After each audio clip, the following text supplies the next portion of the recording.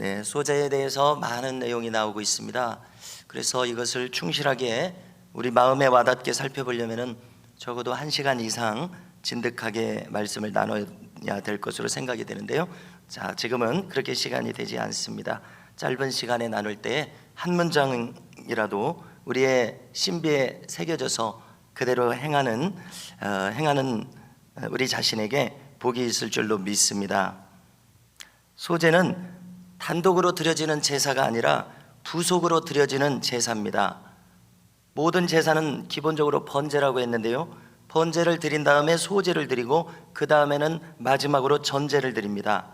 소제는 곡식으로 드리는 제사입니다. 전제는 포도주를 부어서 드리는 제사입니다. 곡식에는 희생의 피가 없습니다. 그래서 피를 상징하는 포도주로 번제를 드리고 소제를 드리고 전제를 드려서 전체 제사의 흐름이 마무리가 됩니다. 그래서 우리가 사도 바울도 네로 황제에게 참수를 당하기 전에 디모데후서 4장 6절에서 뭐라고 그랬습니까? 전제와 같이 내가 부음이 되고 떠날 기약이 가까웠다고, 자신이 이제 참수를 당해서 하나님 나라에 올라가게 될 것을 예견했던 것입니다. 바울의 일생을 보면 자기의 몸과 마음, 인생 전체를 번제로 제사를 드렸고, 이제 제사의 마지막 단계에서 전제의 포도주로 부어지는 참수형을 당할 것을 생각한 것입니다. 바울은 바리새인 중에 바리새인이라고 했는데요, 성경학자이고 또 그 다음에 성전 제사의 전문가였습니다. 그래서 그는 이 성전에서 드렸던 제사법이 그의 뼛속 깊이 새겨져 있어서 무엇을 생각하든지 이렇게 연결한 것을 알 수가 있습니다. 그리고 바울의 일생은 주님을 전했습니다. 주님께서 화목제물로 드려지셨다, 로마서에서 그가 말한 것이 그것 아닙니까? 그리고 자기도 자기 일생이 번제물로 드려진 것에 대해서 이렇게 전제로 마무리되고 있다고 이야기한 것을 우리가 알 수 있습니다. 자, 소제는 감사제사입니다. 번제물을 기본적으로 드리고 소제를 뒤이어서 드린다고 하지 않았습니까? 번제를 드리게 되면 그 짐승을 주님께서 반드시 받으시고 자기 죄를 속하시고 그래서 자기 자신을 받으실 것을 이제 알고 예배에 임하기 때문에, 나를 받으실 것, 나를 사하실 것을 알고 예배를 임하기 때문에 감사 제물까지 같이 준비한 것이 소제인 것을 알 수가 있습니다. 소제를 히브리어로 보면은 선물이라는 뜻이 있습니다. 자, 우리가 감사할 때 누군가에게 선물을 줍니다. 그 마음을 무엇인가 이렇게 표현해야 되겠기에 상대방에게 선물을 줘서 감사한 마음을 표하듯이 내 죄를 속해 주시고 나를 받아주신 주님께 감사한 마음이 미리 생기기 때문에 소제를 준비하게 되는 것입니다. 그렇죠? 같은 원리입니다. 자, 그래서 우리가 교회에서 감사헌금을 드리는데요, 저의 경우에는 이제 신앙이 어려서부터 성장하면서 왜 저것을 할까? 왜 저것을 드려야 될까? 이 이유를 묻게 됩니다. 여러분들도 그렇지 않습니까? 그래서 성경에서 그 근거를 발견할 때 너무 마음이 기뻐지면서 즐거이 순종하게 되는, 즐거이 행하게 되는 그러한 작용이 제 마음속에서 일어나는데, 많은 교우들께서도 그럴 것입니다. 여러분, 우리가 이 감사헌금은 왜 드려야 되느냐? 바로 이 소제에서 그 근거를 찾을 수 있는 것입니다. 이렇게 정당성을 우리가 찾을 수 있고요. 그래서 이 소제에 대해서 많은 내용이 이어지고 있는데요, 우리가 이제 관련해서 내용을 나눠야 되는데요, 그러면은 이 소제를 드릴 때 어떤 특징들이 있냐면은 쭉 이제 살펴야 될 텐데요, 미리 준비해야 하는 특징이 있습니다. 즉흥적으로 그 예배 현장에서 준비될 수 있는 것이 아닙니다. 그렇지 않습니까? 왜냐하면 곡식을 빻아서 흰 가루로 만드는 준비 과정이 필요한데, 이것은 일주일 내내 살면서 혹은 2주일 전에 이렇게 미리 마음에 작심을 해야 준비가 된다는 이야기입니다. 그렇습니다. 그렇지 않습니까? 그리고 이 소제는 자신이 독단적으로 번제에 바칠 수 없습니다. 오늘 함께 읽으셨습니다마는 중보자인 제사장을 통해서 드려집니다. 소제를 이렇게 한 소쿠리 준비해 왔다고 가정해 보십시오. 그러면 이 소쿠리를 제사장에게 드리는 것입니다. 그러면 제사장은 그 중에서 기념물이 될 한 움큼을 취해서 그 움큼만을 번제단 위에, 불타고 있는 번제단 위에 올려놔서 그것이 불살라져서 화제로서 불화자 하나님께 향기롭게 드려지는 그러한 과정을 여기에 기록해 놨습니다. 그렇습니다. 여러분, 우리의 일상생활도 그것을 경험합니다. 주의 종을 통해서 하나님의 축복이 나를 드리는 것이 소통이 되는 것을 우리가 실제로 경험합니다. 우리가 사도행전 8장, 10장, 19장을 찾으시면 각각 주의 종들이 빌립, 베드로, 바울이 나옵니다. 그들을 통해서 기사와 표적이 하나님의 백성들에게 임합니다. 성령의 불세례가 베풀어집니다. 사도들, 제자들, 주의 종들을 통해서 하나님의 은혜가 소통되는 것을 알 수 있습니다. 여러분, 그래서 이 바친 소제물을 제사장이 한 움큼 쥐어서 기념물로 번제단에 불태워 드리는 이 중보자가 필요한 것을 알 수가 있는 것입니다. 그래서 이 주의 백성들과 하나님 사이에서 섬기는 이 중보자, 제사장, 주의 종들이 얼마나 귀하고 그 역할이 얼마나 귀한가 하는 것을 이렇게 살피게 됩니다. 자, 그 다음 특징으로는요, 조금 전에 거론한 것처럼 기념물로서 한 움큼을 쥐어서 번제단에 불태워서 드린 다음에 한 소쿠리에 이 곡식이 남습니다. 그러면 이것은 제사장의 소득이 되게 하셨습니다. 그래서 하나님께서 모든 일을 빈틈없이 이루어지도록 이렇게 한 것입니다. 제사장의 소득을 고려한 일이죠. 디모데전서 5장 18절을 보니까 곡식을 밟았다는 소의 입에 망을 씌우지 말라고 했습니다. 왜냐하면 이제 남는 널브러진 곡식을 소가 먹으라는 것이죠. 일하는 소에 먹을 양식이 되도록 했습니다. 또 덧붙여서 일꾼이 그 삭슬 받는 것이 마땅하다고 했습니다. 자, 그 다음 특징은 4가지 재료가 여기 이 소재에 들어가고 있습니다. 화면을 준비를 했는데요, 한번 보여주십시오. 네, 이렇게 곡식으로 소재를 준비하고요. 다음 화면을 보면은요, 네, 이렇게 흰 가루로 만들어서 드리게 되고요. 다음 화면 보면은요, 자, 이렇게 기름을 반드시 넣도록 했습니다. 다음 화면을 보면요, 이렇게 유향을 섞어서, 유향은 값비싼 재료이고 향기가 나게 하는 역할을 합니다. 다음 화면을 보여주시면 또 소금을 반드시 넣도록 이렇게 했습니다. 또 더불어서 다음 화면을 보시면은 가루로 드리는 방식이 있고, 또 다음 전병을 만들어서 드리는 방식이 있고, 다음 자, 이렇게 첫 열매로 드리는 방식이 있고, 다음이요, 네, 이렇게 첫 이삭으로 드리는 방식이 있습니다. 꼭 곡식가루로만 드리지 않는 것을 우리가 알 수 있습니다. 자, 그래서 곡식가루는 무슨 의미를 우리가 찾을 수 있습니까? 미리 갈아서 미리 준비해야 하는 의미에다가 덧붙여서 나를 빻아서 나의 교만을 제거하고 나의 굳은 마음을 제거해서 부드럽게 만든다는 의미가 있습니다.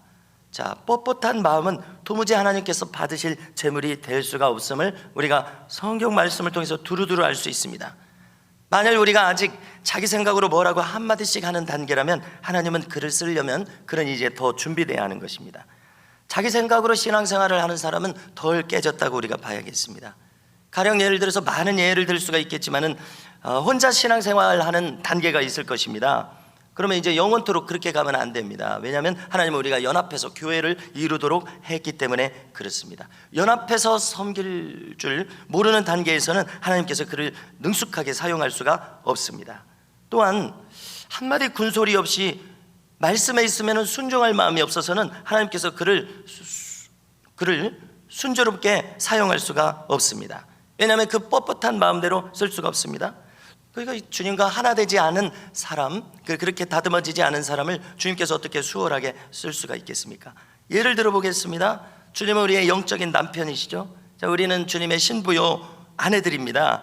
자, 그런데 주님이 말만 남편이고 남편 말에 콧방귀만 끼고 있다고 하면 그 부부는 이름만 부부지 진짜 그 부부의 역할을 할 수가 없습니다. 그 아내는 참 아내라고 할 수가 없습니다. 또 비슷한 예로 주님은 왕이라고 하면서 말만 왕이면은, 자, 그 나라는 절대 왕권이 실현되는 나라가 아니라 입헌 군주국입니다. 입헌 군주국의 왕은 그냥 상징적인 왕입니다. 허수아비 왕이라고 할 수도 있습니다. 그러니까 하나님께서 너는 말만 나의 나라의 백성, 하나님 나라의 백성으로 말하는구나. 나를 입헌 군주국의 왕의 취급이나 하고 있기 때문에 너하고는 일을 할 수 없구나. 이렇게 되는 원리인 것입니다. 그렇지 않습니까? 그러므로 뻣뻣한 우리의 심령이 주님의 말씀에 절대적으로 순종하려는 자가 되려면 우리의 마음이 얼마나 깨져야 하겠느냐는 것입니다. 자기 생각이 사라지려고 하면은 얼마나 우리가 깨져야 하겠습니까? 그래서 이제 이렇게 준비되기까지는 이 사람은 사사기의 악순환이 계속 반복될 수밖에 없는 것입니다. 그래서 그가 철저하게 주님께 순종하려는 그러한 자세가 될 때에 비로소 주께서 함께 할 수 있음을 우리가 이 원리를 깨닫게 됩니다. 다음으로 반드시 들어가야 할 것은 기름입니다. 고운 가루로 깨어지기만 해서는 안 될 것입니다. 거기에 기름이 들어가야 함을 알 수가 있는데요, 이것은 분명코 성령의 기름 부으심입니다. 생자로는 쓸 수 없다는 것입니다. 거기에 성령의 기름 부으심이 임해서 하나님의 것이 되어야 사용된다는 이야기입니다. 당연하지 않습니까? 그래야 힘과 능력이 임하고 그가 충만해지고 비워질 뿐만이 아니라 충만해지고 성령의 가르치심과 지시하심이 임합니다. 요한일서 2장 27절을 들으십시오. 너희는 주께 받은 바 기름 부음이 너희 안에 거하나니 아무도 너희를 가르칠 필요가 없고 오직 그의 기름 부음이 모든 것을 너희에게 가르친다고 그랬습니다. 그렇습니다. 우리가 성령으로 충만할 때 우리에게 일어나는 일이 이것입니다. 제자들에게 일어나는 일이 이것입니다. 주님께서 뭐라고 하셨습니까? 내가 가면 성령이 오실 텐데 성령이 너희에게 모든 것을 생각나게 하시리라. 할렐루야. 여러분, 저도 마찬가지입니다. 우리 모든 교우들께서도 마찬가지입니다. 성령께서 우리에게 임하시면 어떻게 하십니까? 우리가 하나님께서 기뻐하시는 것을 생각하실 수 있도록 우리에게 생각을 주시는 것입니다. 쉽게 말해서 영감을 주십니다. 마땅히 무엇을 할지를 깨닫게 하십니다. 어떤 장면으로, 어떤 번뜩이는 생각으로 우리에게 임하시는 것입니다. 기도할 때, 말씀 볼 때, 하나님 앞에 섬기고자 어떤 자세를 가질 때 우리를 생각나게 하시고 이끄십니다. 또 유향이 들어갑니다. 유향은 향기를 내는 역할인데요, 값비싼 재료입니다. 고린도후서 2장 14절을 보니까 각처에서 그리스도를 아는 냄새를 나타내시는 하나님께 감사하노라, 바울이 이렇게 말합니다. 그래서 바라기는 우리 자신에게서, 우리 교회 곳곳에서 도처에 이 그리스도의 향기가 뿜어져 나오는 교회가 될 것을 꿈꾸게 됩니다. 우리 개인과 교회에 이러한 역사가 넘칠 수 있기를 그려보는 것입니다. 마지막으로 소금이 들어갑니다. 오늘 성경에서 기록한 것처럼 언약의 상징입니다. 변치 않음을 상징하고 있습니다.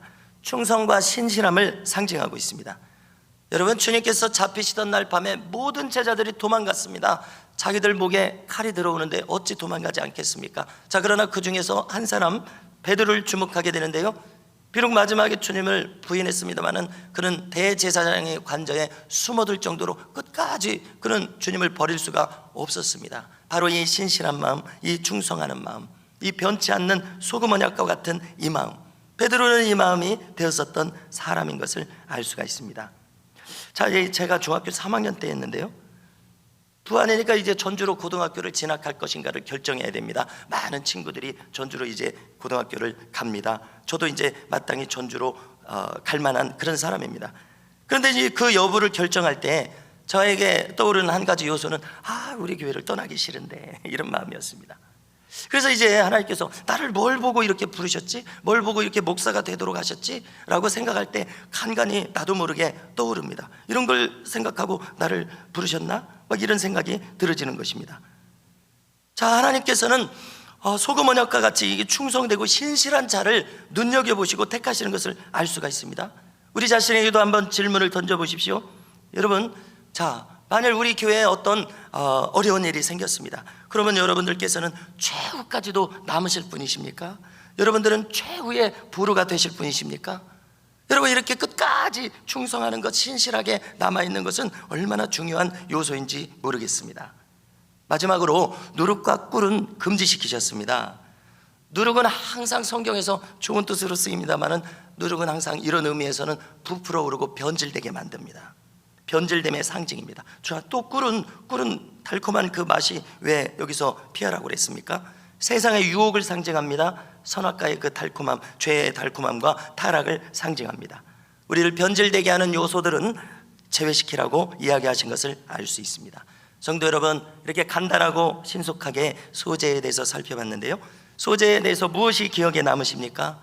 준비하라고 그랬습니다. 깨어져야 되겠고 절대 순종할 수 있는 사람, 성령의 기름 부으심이 임하신 사람, 그 향기를 낼 수 있고 소금처럼 충성과 신실한 마음을 가질 수 있는 사람, 이러한 의미가 들어있는 것을 살펴봤는데요, 성도 여러분, 이와 같은 사람으로 우리 모두가 준비되어 주님께 온전히 드려지는 우리의 복된 삶이 될 수 있기를 주님의 이름으로 축복합니다.